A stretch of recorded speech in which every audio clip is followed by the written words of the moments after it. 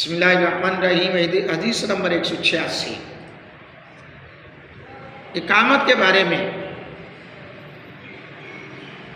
کیا حکم ہے کہ کب اقامت پڑھی جائے؟ جی ہاں، کب اقامت پڑھی جائے؟ یہ بہت اہم مسئلہ ہے۔ اس میں بعض کا ہم جو ہے نا بس اس مسئلے کو ڈیپلی لے لیتے ہیں اور بڑا ہلکا سمجھ بیٹھتے ہیں۔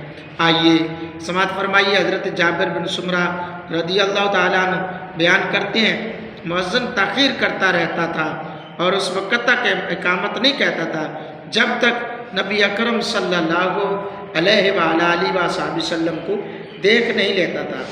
آپ تشریف لے آتے تھے تو آپ کو دیکھ کر وہ اقامت کہنا شروع کرتا تھا۔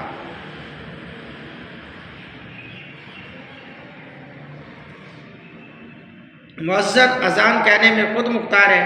نماز کا وقت ہونے پر کسی کی اجازت کے بغیر وہ اذان کہہ سکتا ہے، اور خود اقامت کہنے کا حقدار بھی مؤذن ہے، لیکن امام سے اجازت بھی لینی چاہیے، کیونکہ جماعت کے وقت کا تعین کرنے کا اختیار امام کو حاصل ہے، اور امام کی طرف مؤذن کا بھی صاحب علم ہونا چاہیے تاکہ اذان اور اقامت کے اوقات اور مسائل اور طریقہ کار سے وہ واقف ہو۔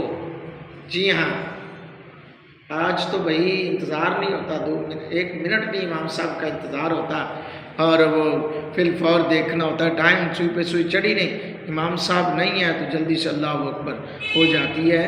تو وہاں جو ہے امام کا جو ہے نا نظر آنا، یا یوں کہہ لیجیے کہ مصلی پہ، اور امام کو بھی چاہیے کہ 2 منٹ یا 1 منٹ پہلے ہی سے مصلی پر وہ بیٹھ جائے، اور تاکہ جو ہے اقامت جو ہے وہ کہی جا سکے بار وقت۔ اللہ تعالیٰ کی بارگاہ اقدس میں دعائے اللہ رب العالمین میری آپ کی حاضری کو اپنی بارگاہ اقدس میں قبولیت کا درجہ عطا فرمائے، آمین۔